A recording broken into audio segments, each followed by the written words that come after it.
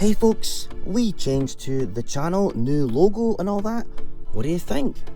Anyways, in today's video, I finally actually started building the train station, beginning with the railway platform. And oh man, I have been thinking and bloody talking about doing this for so long. I think I was genuinely afraid of not being able to make something like I had in my head. But I did it, and I think it's really nice.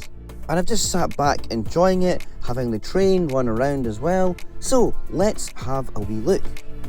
Now, the idea with this is for it to service both sides, so both tracks. The main track runs in a loop at the front, and then Hogwarts Express is sitting on platform 2, not 9 3/4.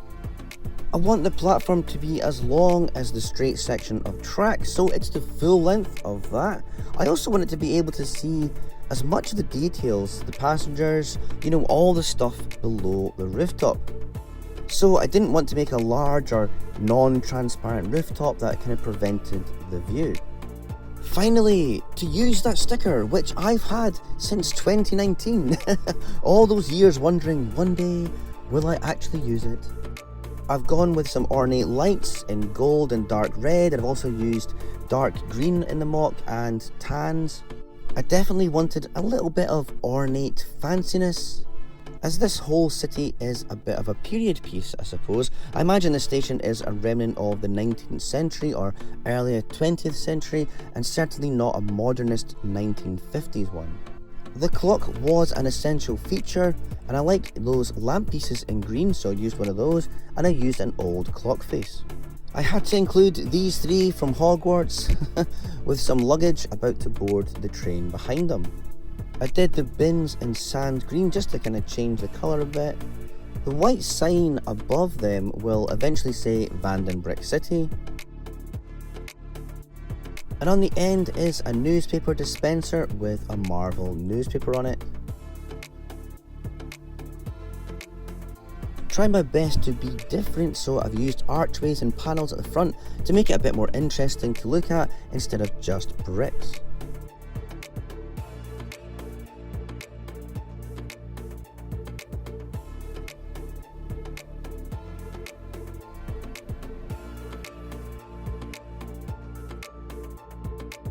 And there will be a completed sort of sloped bit at the edge here.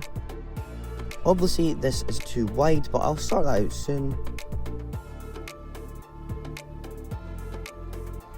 The rooftop is very cool, even if I do say so myself. These relatively new to me anyway window pieces were perfect because they were curved. I got a load of them just for this platform, and I think they work really well for the style of platform I'm going for. Looking out here a bit, you can see the grey front section a bit better. I used the larger curved road pieces to line the edge and then tiled it temporarily with grey squares, but this is just for just now because I have an order coming in next week, hopefully, of more of these wood effect tiles, so it'll all change and I'll redo this. There isn't much room for this train, so let's pop it over here. Around the back, the underside of the platform is visible, but no one will ever see this, so I'm just going to leave it like that.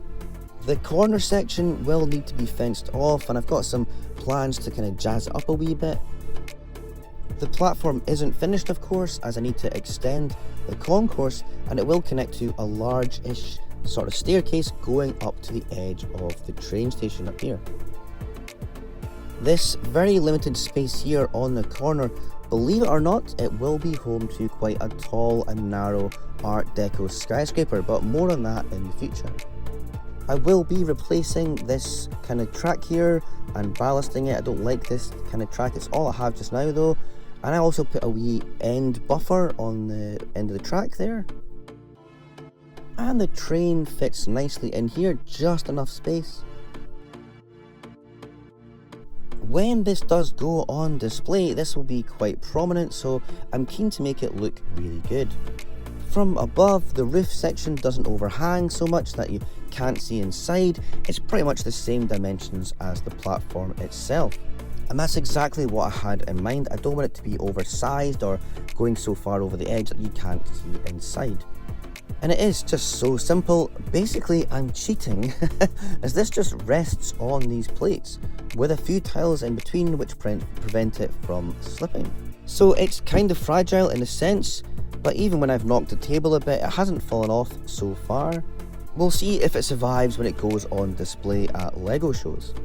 I've also been putting billboards up, and I also finished this footbridge, but more on all of that next week, as I'll be showing you all the new billboards I created, and I'm also working on finishing this whole straight section of track with a small path and a canal running alongside it, and that'll be done next time. Looking now at the city, still a ton of work to do for sure, but to finally have the platform down and the railway going, it's really making me happy, and it's all coming together and the billboards look amazing. Well, that's my opinion of course, but it's coming to fruition. What I had in mind is actually happening. So join me next time for more updates and check out this video here.